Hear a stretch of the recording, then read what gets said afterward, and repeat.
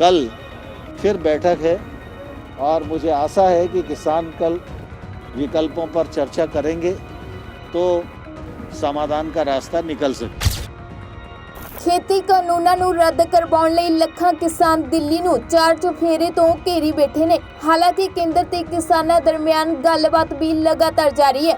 ਉੱਥੇ ਹੀ ਹੁਣ ਕੇਂਦਰ ਸਰਕਾਰ ਨੇ ਖੇਤੀ ਕਾਨੂੰਨਾਂ ਬਾਰੇ ਮੁੜ ਤੋਂ ਆਪਣਾ ਪੱਖ ਸਪਸ਼ਟ ਕੀਤਾ ਹੈ। ਕੇਂਦਰੀ ਖੇਤੀ ਮੰਤਰੀ ਨਰਿੰਦਰ ਤੋਮਰ ਨੇ ਕਿਹਾ ਕਿ ਖੇਤੀ ਕਾਨੂੰਨ ਕਿਸਾਨਾਂ ਲਈ ਕਾਫੀ ਲਾਹੇਵੰਦ ਸਿੱਧ ਹੋਣਗੇ ਤੇ ਇਹਨਾਂ ਨਾਲ ਉਹਨਾਂ ਦਾ ਜੀਵਨ ਪੱਧਰ ਵੀ ਉੱਚਾ ਹੋਵੇਗਾ।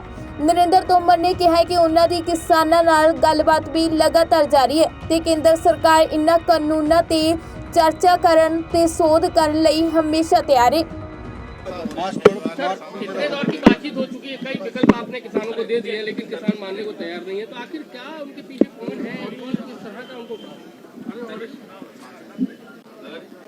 भारत सरकार किसानों के प्रति पूरी तरह प्रतिबद्ध है। मोदी जी के नेतृत्व में 6 वर्षों में किसान की माली हालत सुधारने के लिए और कृषि को मुनाफे में लाने के लिए अनेक प्रकार की योजनाओं का सृजन किया गया है। हम लोगों ने MSP को भी 1.5 गुना किया और PM किसान सम्मान निधि के माध्यम से 75,000 करोड़ रुपया प्रतिवर्ष किसानों को देने का प्रावधान किया गया है, जिसका लाभ किसानों को मिल रहा है। किसानी के क्षेत्र में आमूलचूल परिवर्तन हो, किसानी का क्षेत्र फायदे का क्षेत्र बने, नए नौजवान भी किसानी की ओर आकर्षित हो सकें, किसान महंगी फसलों की ओर जा पाए, टेक्नोलॉजी का उपयोग कर पाए और इसके लिए 2 नए बिल और 1 बिल में संशोधन, ऐसे 3 नए कानून एक तौर से बनाए गए हैं।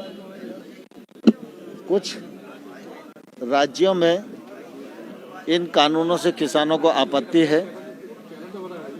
जो किसान आंदोलन पर हैं उनसे 9 चरण हम लोगों ने चर्चा की है और मैंने हमेशा ये कहा है कि किसान यूनियन के लोग प्रावधान पर चर्चा करें और जिस प्रावधान से किसान को तकलीफ है उस प्रावधान पर विचार करने के लिए और उसमें संशोधन करने के लिए सरकार खुले मन से चर्चा कर रही है और करना चाहती है, लेकिन यूनियन की तरफ से प्रावधान पर चर्चा नहीं हो पा रही है, इसलिए गतिरोध कायम है।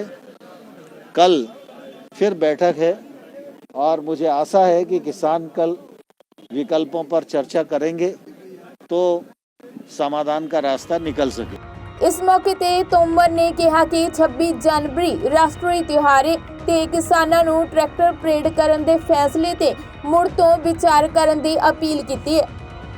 बैठक में यस और नो की तख्तियां लेकर बैठ जाते हैं, आप इसमें विकल्प दे रहे हैं, लेकिन यस और नो की तख्ती तो क्या कैसे दिखती है? वो एक ही दिन की बात थी, लेकिन मैं समझता हूँ अभी चर्चा सौहार्दपूर्ण वातावरण में चल रही है और कल जो चर्चा होगी संभवतः वो लोग विकल्पों पर विचार करेंगे, चर्चा करेंगे तो रास्ता निकलेगा। तो 26 जनवरी को उन्होंने ट्रैक्टर मार्च निकालने के लिए कहा है।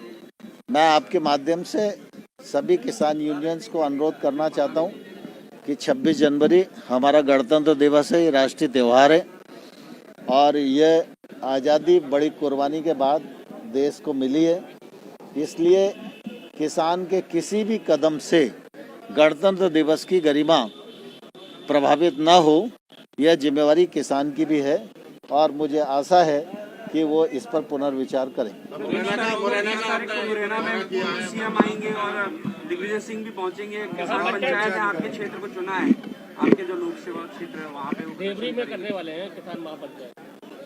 देखिए, कांग्रेस को तो किसानों की बात करने का कोई अधिकार नहीं है।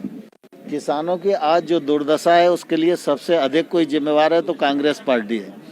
जहाँ तक नए रिफॉर्म का मामला है, कांग्रेस पार्टी ने 2019 के अपने मैनिफेस्टो में इस प्रकार का वायदा जनता से किया था।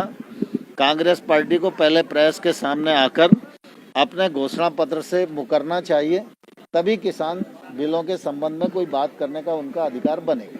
शराब कांड को लेकर आपका नीति बदलने की बात की जा रही है, क्या लगता है आपको संशोधन होने की आवश्यकता है?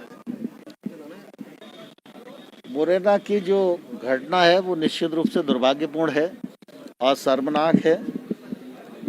इस घटना से समाज को भी और प्रशासन को भी सबक लेना चाहिए। ਦੱਸ ਦਈਏ ਕਿ ਕਿਸਾਨਾਂ ਦੀ ਕਰੀਬ 8 ਵਾਰ ਕੇਂਦਰ ਨਾਲ ਮੀਟਿੰਗ ਹੋ ਚੁੱਕੀ ਹੈ ਤੇ ਹੁਣ ਕਿਸਾਨ ਆਗੂਆਂ ਦੀ ਕੱਲ ਯਾਨੀ ਕਿ 19 ਜਨਵਰੀ ਨੂੰ ਖੇਤੀ ਕਾਨੂੰਨਾਂ ਤੇ ਮੁੜ ਤੋਂ ਮੀਟਿੰਗ ਹੋਵੇਗੀ। ਇੱਕ ਪਾਸੇ ਜਿੱਥੇ ਕਿਸਾਨ ਖੇਤੀ ਕਾਨੂੰਨਾਂ ਨੂੰ ਰੱਦ ਕਰਨ ਦੀ ਮੰਗ ਤੇ ਅੜੇ ਨੇ ਤਾਂ ਦੂਜੇ ਪਾਸੇ ਕੇਂਦਰ ਸਰਕਾਰ ਲਗਾਤਾਰ ਖੇਤੀ ਕਾਨੂੰਨਾਂ 'ਚ ਸੋਧ ਕਰਨ ਦੀ ਗੱਲ ਆਖ ਰਹੀ ਹੈ। ਫਿਲਹਾਲ ਸਭ ਦੀਆਂ ਨਜ਼ਰਾਂ 19 ਜਨਵਰੀ ਦੀ ਮੀਟਿੰਗ ਤੇ ਟਿਕੀਆਂ ਹੋਈਆਂ ਨੇ। ਬਿਊਰੋ ਰਿਪੋਰਟ, ਪੰਜਾਬੀ ਲੋਕ ਚੈਨਲ।